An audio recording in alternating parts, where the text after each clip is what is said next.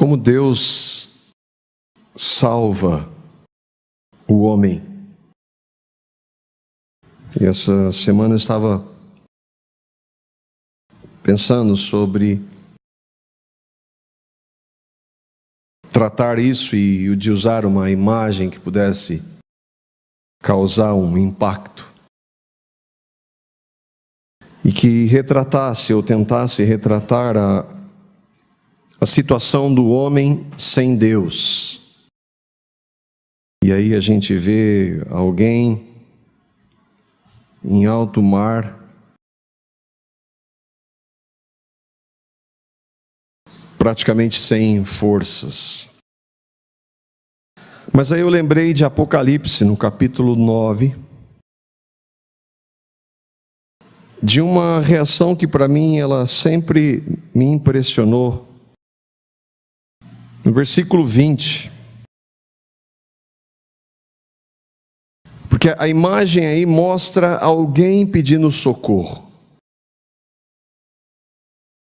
E ali em Apocalipse é o momento onde Deus está manifestando a sua ira contra o mundo que rejeitou a Jesus.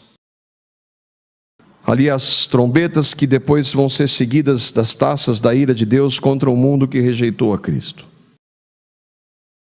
E esse versículo 20 é muito forte, porque ali Deus já manifestou pragas, ações que Ele mesmo vai gerar sobrenaturais e que vai trazer muito sofrimento para essa terra. E que normalmente deveriam nos levar levar o homem a pensar e clamar misericórdia a Deus, mas não é isso que acontece. E diz assim o texto: e os outros homens que não foram mortos por estas pragas, não se arrependeram das obras de suas mãos, para não adorarem os demônios e os ídolos de ouro e de prata e de bronze, de pedra e de madeira, que nem podem ver, nem ouvir e nem andar. Deus, no fim dessa era, vai destruir esse mundo. E Ele vai manifestar de maneira palpável e muito visível a ira dele contra aqueles que o rejeitam. E nesse momento já algumas das trombetas haviam sido tocadas e muitos incrédulos morreram por causa da ira de Deus. E o que me impressiona é que mesmo naquela situação, onde não há mais o que se apegar, mesmo assim, aqueles homens que sobreviveram, não se arrependeram dos seus pecados. E o texto diz que eles depois blasfemaram contra Deus. Por isso que a imagem da mão não é boa. Porque se Deus não agir, nem socorro o homem pede. Se Deus não transformar, nem socorro o homem no pecado vai pedir. Como Deus salva o homem? Eu estou lendo nos meus momentos de leitura da palavra, eu estou lendo Ezequiel e Mateus. E na sexta-feira, pela providência divina, eu creio, eu estava lendo Mateus capítulo 19. E no versículo 16, nós vemos ali alguém que chega e faz essa pergunta para Jesus. Mateus capítulo 19, versículo 16. E que diz: eis que aproximando-se dele Jesus, um jovem disse-lhe: bom mestre, que bem farei para conseguir a vida eterna? E essa é uma pergunta que, se alguém faz, uma coisa é certa: essa pessoa não entendeu o Evangelho. E outra, essa é a pergunta de todo sistema religioso que diz que tem que fazer alguma coisa ou deixar de fazer alguma coisa para agradar a Deus e então ser salvo. Jesus responde para aquele homem que ele deveria guardar os mandamentos. É claro que nós vamos ver que Jesus não está dizendo isso com o objetivo de que aquele homem fosse salvo por guardar os mandamentos. E Jesus fala todos os mandamentos. Mas o homem, ele pergunta quais? Quais mandamentos, Senhor? E Jesus cita: não matarás, não cometerás adultério, não furtarás, não dirás falso testemunho, honra teu pai e tua mãe, amarás o teu próximo como a ti mesmo. E o jovem tem a coragem de dizer: tudo isso eu tenho guardado desde a minha mocidade. O que não é verdade. E então Jesus, que havia dito: guarda os mandamentos, ou todos os mandamentos, ele vai dizendo: então, vai, vende tudo que você tem, dá aos pobres, e vem e me siga. E o jovem vai embora triste, porque ele tinha muitas posses. Ele não tinha guardado todos os mandamentos que ele disse que guardava. E o que Jesus estava querendo dizer ali é que ninguém pode salvar-se. A conversa de Jesus com aquele homem acaba com os discípulos que estão caminhando com Jesus, e nos versículos 25 e 26, os discípulos ouvem isso e vão então conversar com Jesus. Os seus discípulos, ouvindo isto, que Jesus havia acabado de dizer para aquele homem, admiraram-se muito, dizendo: quem poderá, pois, salvar-se? Porque eles já estão vendo a situação deles e de qualquer pessoa. E Jesus, olhando para eles, disse-lhes: aos homens isso é impossível, mas a Deus tudo é possível. Aos homens é impossível nós sermos salvos. Ninguém pode se salvar. Só Deus salva. Mas como Deus salva? Atos no capítulo 4, no versículo 12, Pedro está com um grupo de fariseus ali. E ele conta um pouco da história para aqueles homens que conheciam a lei. E então ele é contundente, no versículo 12, ao dizer como Deus salva.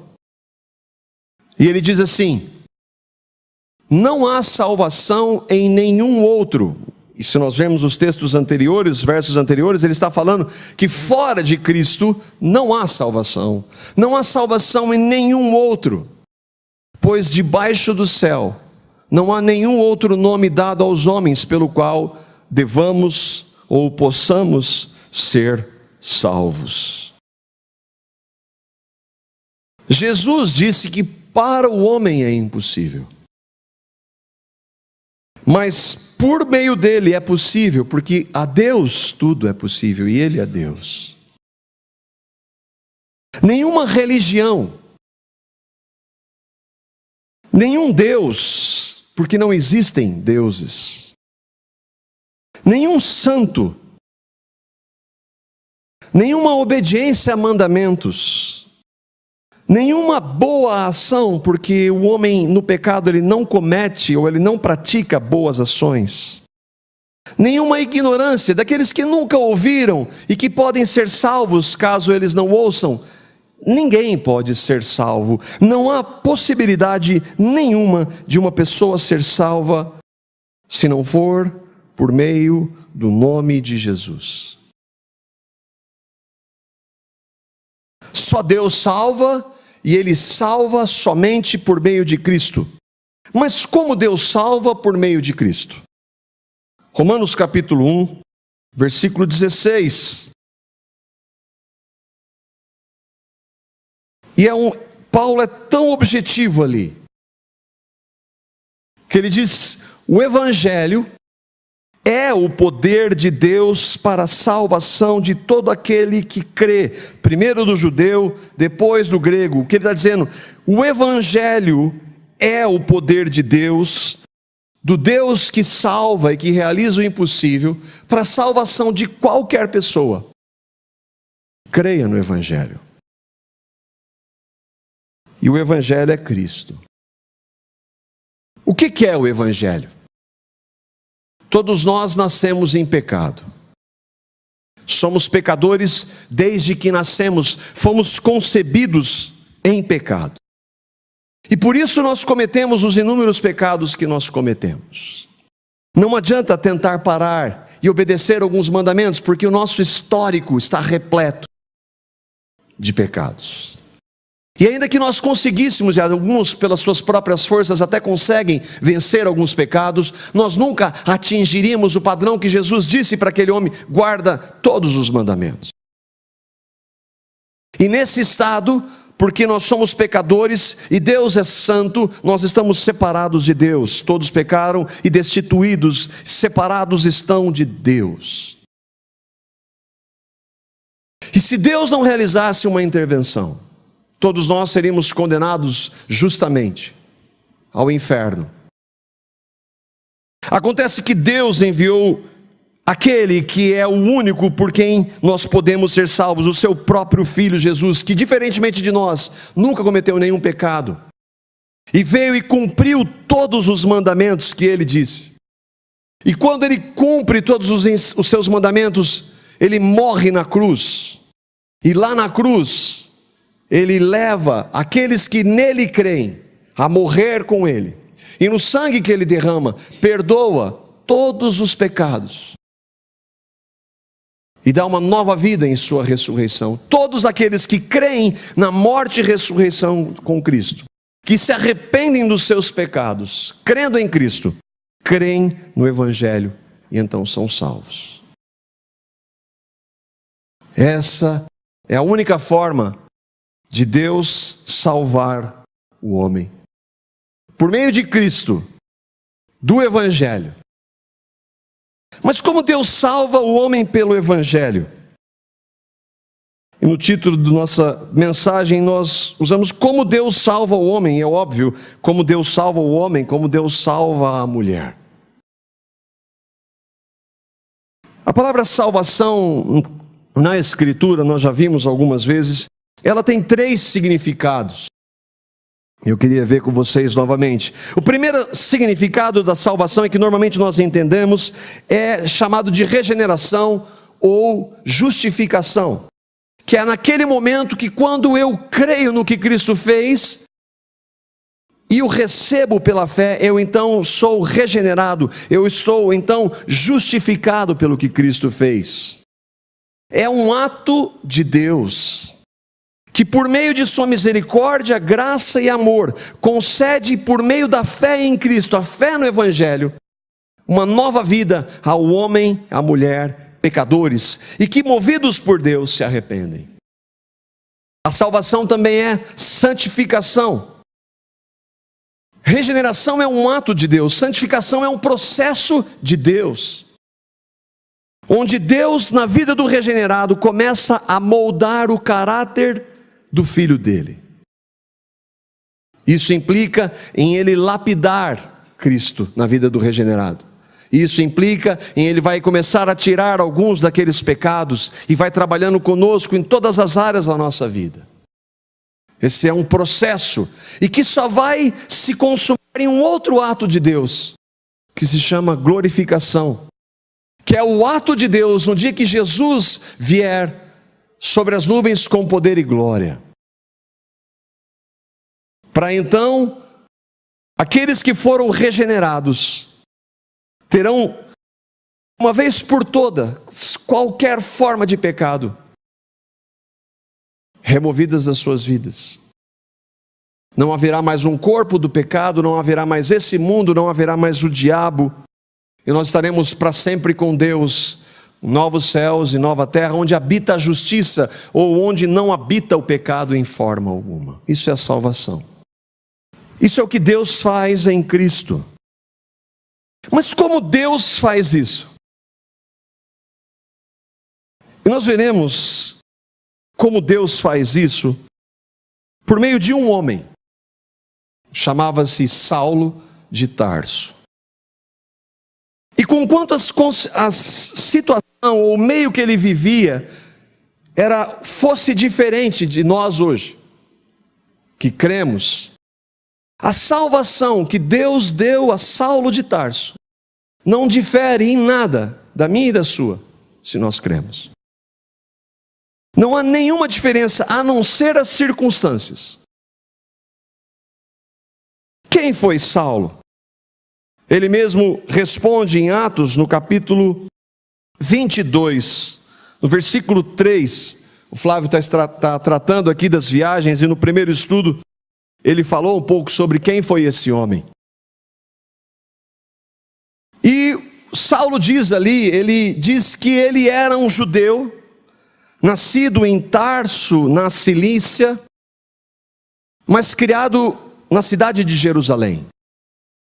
Ele foi instruído rigorosamente por Gamaliel, na lei de nossos antepassados, sendo tão zeloso por Deus quanto qualquer de vocês hoje. O contexto ali que ele estava falando para fariseus. E o que ele quer dizer ali? Ele quer dizer que ele foi criado num meio religioso como fariseu. Os fariseus, assim como os zelotes, os essênios e os saduceus, eram ramificações do judaísmo. Mas o farisaísmo era o topo dos judeus, da religião. Eram os que eram mais respeitados como mestres da lei, como conhecedores. Eram o topo da religiosidade judaica. E Saulo de Tarso era o topo do topo. Ele diz que dentre aqueles da mesma idade, ele se sobrepujava, ele estava acima de todos. Ele era um religioso. Do ponto de vista humano, Saulo era um homem irrepreensível. Mas apesar do currículo, ele era um ímpio. E que se morresse naquele estado, ele iria justamente para o inferno. Saulo precisava ser salvo por Deus com toda a sua religiosidade. Como é que Deus salva o homem? Como é que Deus salvou Saulo? Como é que Deus salva ou nos salvou, se você crê? Primeiro ponto importante é que nós precisamos saber, antes de saber como, é saber por que nós precisamos ser salvos. Porque do ponto de vista humano, Saulo era um homem sensacional. Nós precisamos ser salvos porque nós somos pecadores. E nós somos tremendamente pecadores. E o tremendamente é uma tentativa de dar ênfase, mas que não atinge o como nós somos pecadores. Entre nós isso não se mede, porque o padrão de medição somos nós. Mas quando o padrão de medição é Deus, então nós somos muito, mas muito, mas muito pecadores. E nós precisamos ser salvos. Nós somos totalmente pecadores.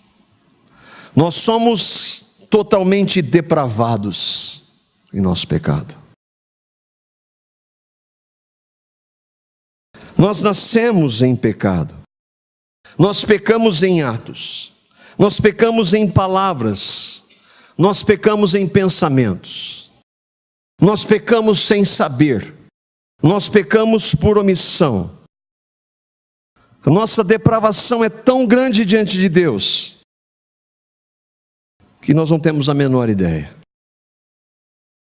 E quando nós dizemos que somos bons, como isso é um absurdo à luz da palavra.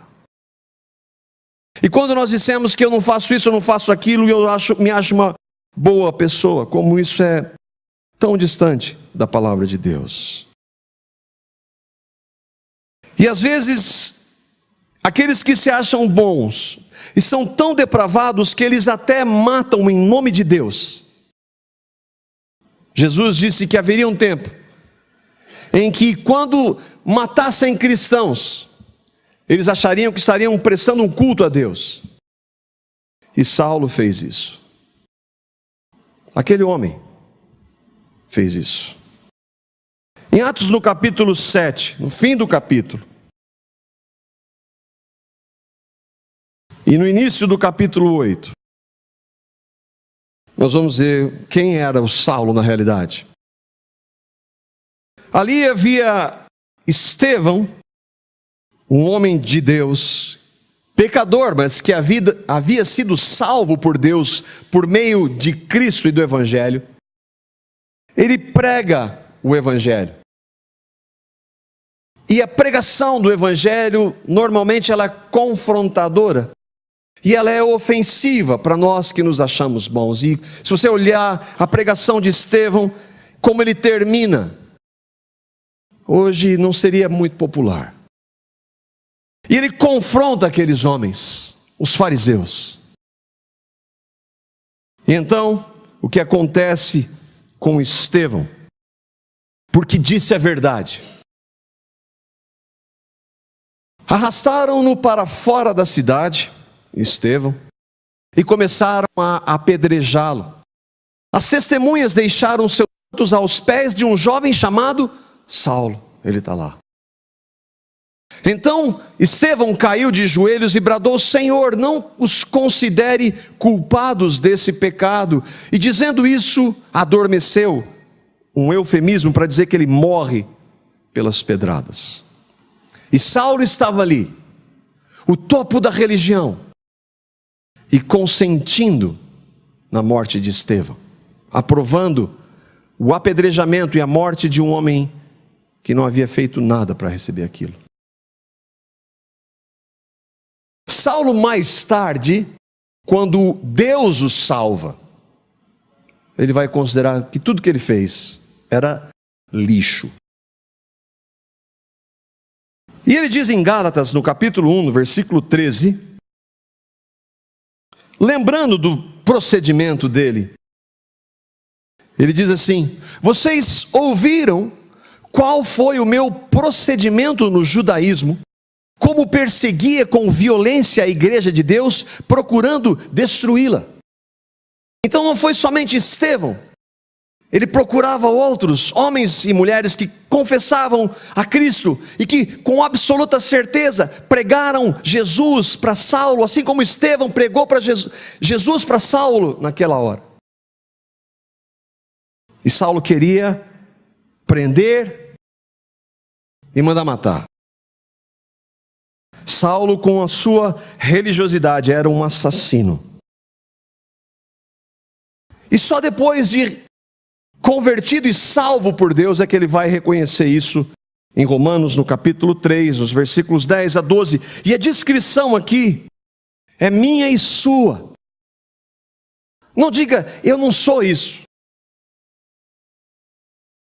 Romanos capítulo 3, versículos 10 a 12 diz assim: como está escrito, não há um justo, nenhum sequer. Não há ninguém que entenda, não há ninguém que busque a Deus. Todos se extraviaram e juntamente se fizeram inúteis. Não há quem faça o bem, não há nenhum só. Esse homem que está dizendo isso é Paulo agora.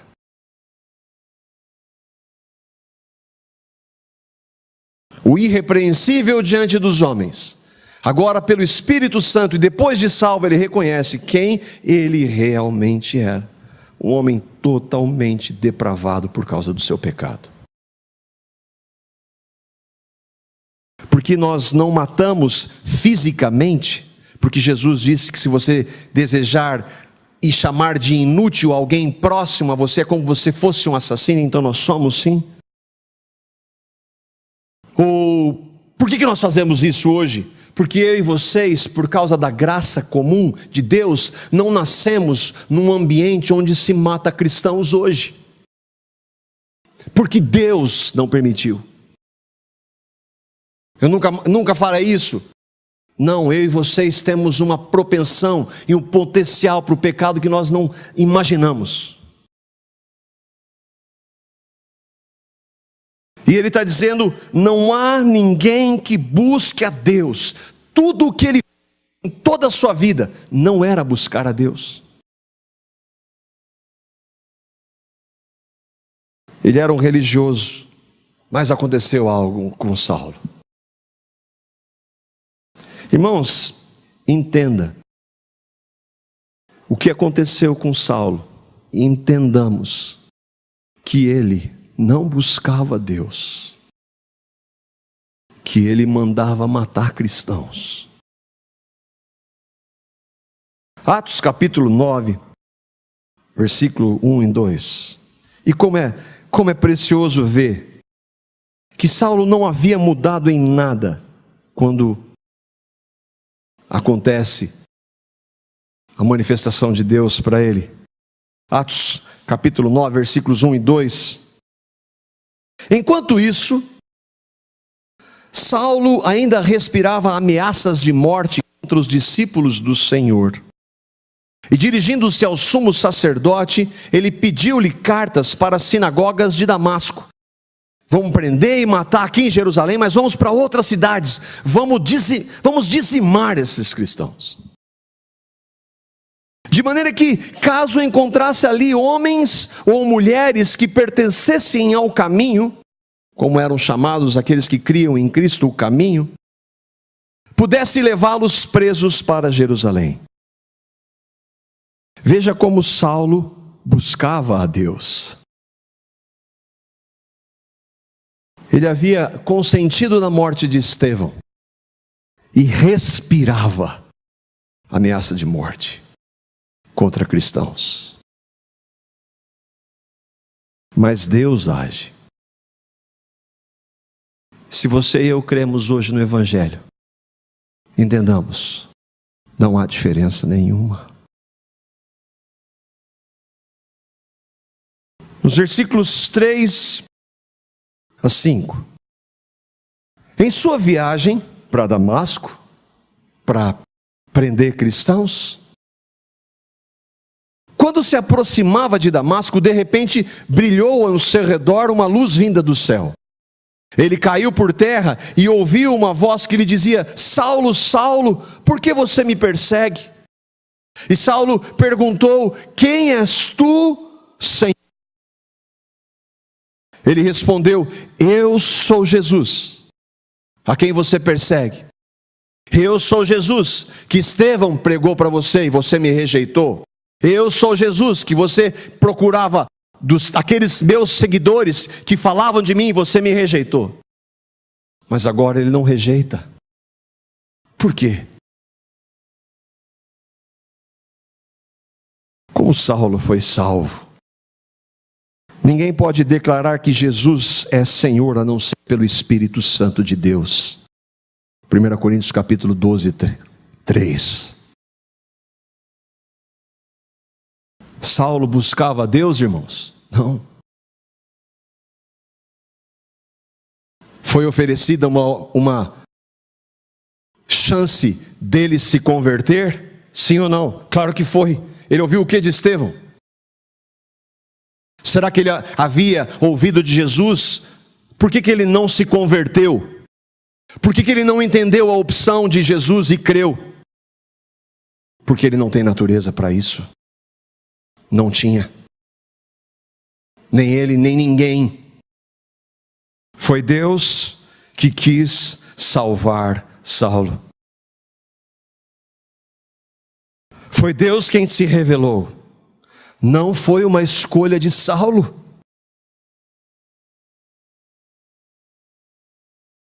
Foi Deus que se revelou e converteu Saulo.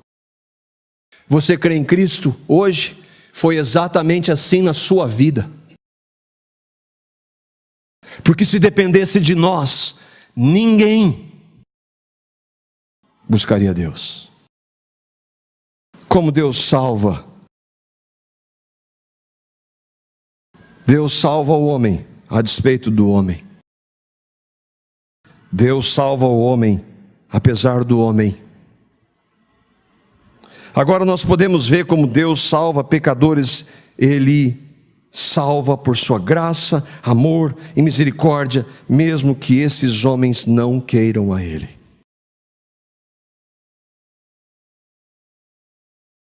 Deus viu que Saulo ia crer. Irmãos,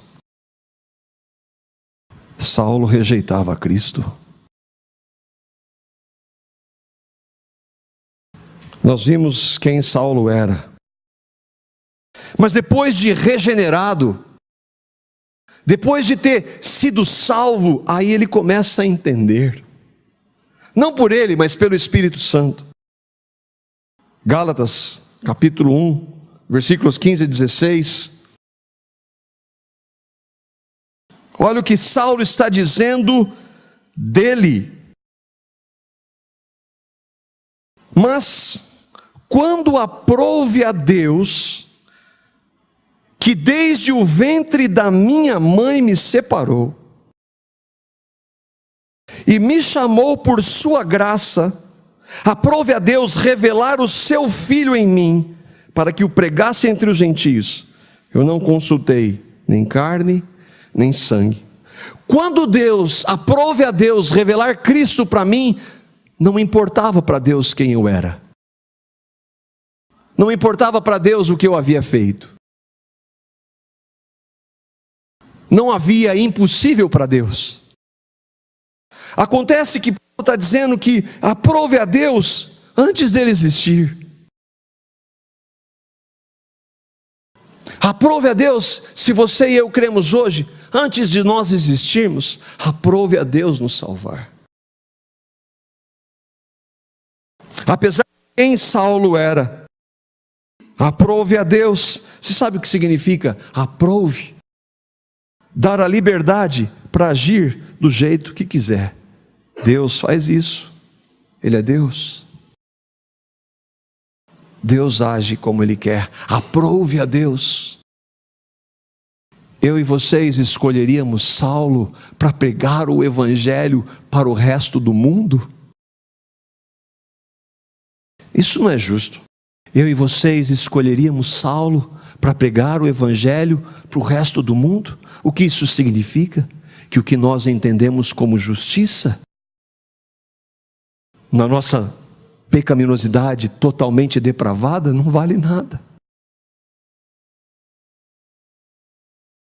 Aprove a Deus me separar, aprove a Deus me eleger, aprove a Deus me escolher. E Ele me separou antes do ventre, antes de eu ter nascido. Alguns vão dizer, mas isso é do ministério. É claro que é do ministério. Mas antes da santificação vem o quê? Ou será que, não, Ele aprove para a santificação e não para a regeneração? Deus fez isso, revelar o seu Filho a Saulo. Naquele dia, o assassino de cristãos não pôde resistir à graça de Cristo. Ele não pôde.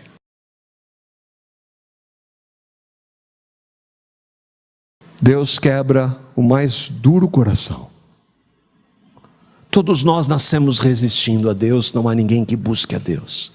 Todos nós queremos distância de Deus por causa do nosso pecado. E se Ele não fizesse algo, nós continuaríamos para o resto das nossas vidas assim. Ele fez isso por meio da sua graça, maravilhosa graça, que nós cremos, mas nós jamais vamos compreender plenamente. O irmão John Piper, falando sobre isso, diz: a doutrina da graça irresistível não significa que toda influência do Espírito Santo não pode ser resistida. Mas significa que o Espírito Santo pode sobrepujar toda a resistência e tornar a sua influência irresistível. Deus quebra o mais duro coração pecador. E se eu e vocês cremos hoje, Ele fez isso conosco. O que é esse desenhozinho aí? Esse é um desenho que eu assisti com as crianças algumas vezes, tem até aqui, que fala de Saulo e da conversão dele. A palavra diz que quando Jesus se manifesta para Saulo, ele fica cego e ele fica por 3 dias sem ver. E naquele desenho, quando Ananias, que não quer ir falar com Saulo, porque, Senhor, esse homem mata cristãos. Ele falou assim: Ananias, eu quem faço, pode ir lá. E quando ele chega lá, não está na escritura, obviamente, mas Saulo está chorando. Ele chora copiosamente. Isso é bíblico, mas eu consigo visualizar. Ele talvez pensasse: meu Deus, por que o Senhor me salvou? Eu queria matar os seus senhores, por que o Senhor me salvou? Eu não queria, eu havia ouvido e continuava rejeitando, porque o Senhor quebrou meu coração. Daí então ele vai dizer: dos pecadores eu sou o principal, porque eu matava cristãos, mas esse Deus, com a sua graça irresistível, quebrou meu coração. Spurgeon disse: o evangelho não quer o teu consentimento, ele o obtém. Não é: olha, eu ofereço, você quer? Ninguém quer, a não ser que Deus faça. Irmãos, pense nas circunstâncias nas quais você foi salvo. Você buscava a Deus. Seja sincero, quantas vezes, se é possível, um coração corrupto? Quantas vezes Deus não cercou? Eu já disse aqui: por que eu não morri quando eu fazia racha, bêbado? Por quê? Porque Deus me elegeu antes da fundação do mundo, pela sua graça. Porque não há mérito no homem. Nossa conversão não se deu porque escolhemos a Deus, ela não se deu porque consideramos a opção do Evangelho, ela aconteceu porque Deus converteu o nosso coração de pedra num coração de carne. Ela aconteceu porque nós, quando estávamos mortos em nossos delitos e pecados, mortos não podem responder, Deus vivifica pela pregação do Evangelho. Deus nos buscou quando nós não o queríamos. Deus nos amou quando nós amávamos o pecado. Deus nos amou quando nós o odiávamos. Nunca dependeu do homem.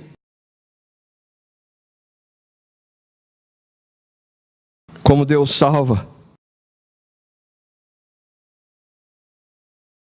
Deus salva aqueles que são de Cristo. Aqueles que creem, creem porque Ele revela. Efésios capítulo 1, versículos 4 a 7. É Paulo aqui, não é Paulo. É o Espírito Santo usando Paulo. Efésios capítulo 1, versículo 4 a 7. E aqui Paulo está colocando eu e você que cremos. Ele está dizendo nós aqui. Porque Deus nos escolheu nele antes da criação do mundo, para sermos santos e irrepreensíveis em sua presença. Deus nos escolheu em Cristo, porque a salvação vem pela pregação do Evangelho de Cristo. A fé vem pelo ouvir. A fé que é dada por Deus. Quando que Ele nos escolheu? Antes da criação do mundo. E essa escolha não foi feita com base naqueles que o queriam, porque ninguém queria. Não foi feita com base naqueles que o buscariam, porque ninguém buscava. E o exemplo de Paulo é o nosso exemplo, irmãos.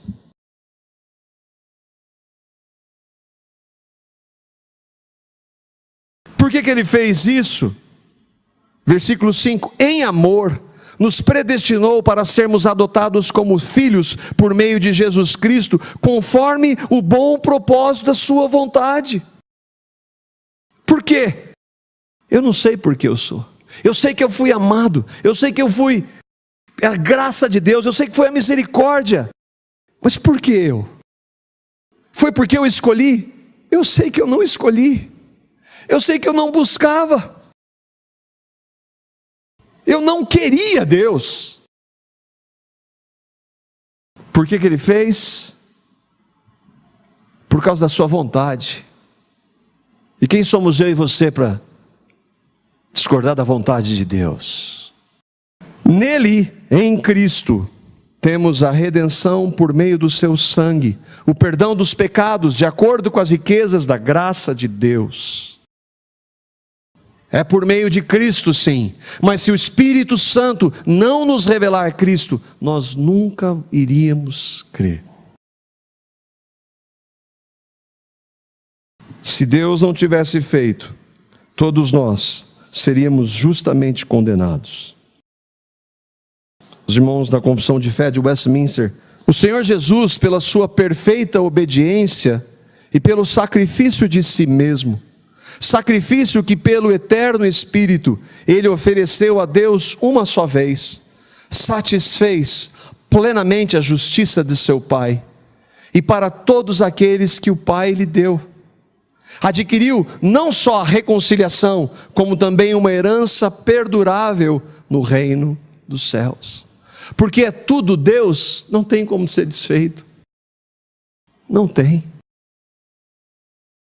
Porque é Ele quem faz absolutamente tudo. Quem pode ir contra Deus, se Ele é por nós? Se Ele é por nós que cremos, quem pode? Nem nós mesmos, porque a nossa salvação nunca dependeu de nós. E essa última frase, Ele adquiriu não só regeneração, justificação, reconciliação, mas Ele adquiriu uma herança que nunca mais vai ter fim. Deus salva para sempre. Isso é demais, irmãos. Isso me dá um descanso,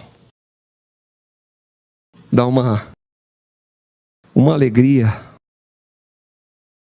de saber que Ele me amou. Porque quando Ele provou o seu amor por mim, Ele deu o seu Filho por mim, sendo eu ainda pecador. Isso significa que, mesmo salvo, eu esteja sujeito a cometer pecados. Os meus pecados não anulam o que Cristo fez, porque Ele fez antes de eu querer, mesmo eu sendo pecador. A salvação é eterna. Eternidade não tem fim. Romanos capítulo 8, os versículos 30 a 35.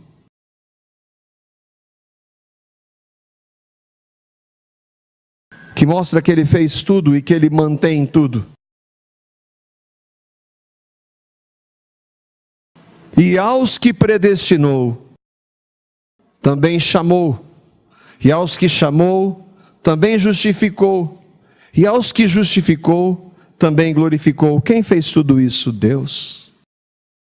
O santificou não está aí, mas ele é óbvio. E entenda que é tudo no passado.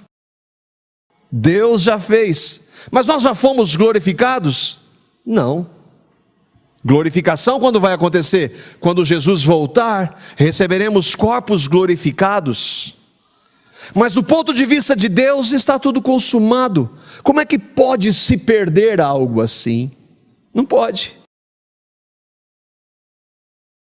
Que diremos, pois, diante dessas coisas? Como é que nós vamos falar algo contra isso? Se Deus é por nós, quem será contra? Se Ele fez tudo isso, Ele me escolheu, Ele me chamou, Ele me justificou, Ele me santificou e Ele me glorificou, quem pode fazer algo contra Ele? Aquele que não poupou o seu próprio Filho, que é por quem nós temos tudo isso, mas o entregou por todos nós, nós que cremos. Como não nos dará juntamente com Ele e de graça todas as coisas?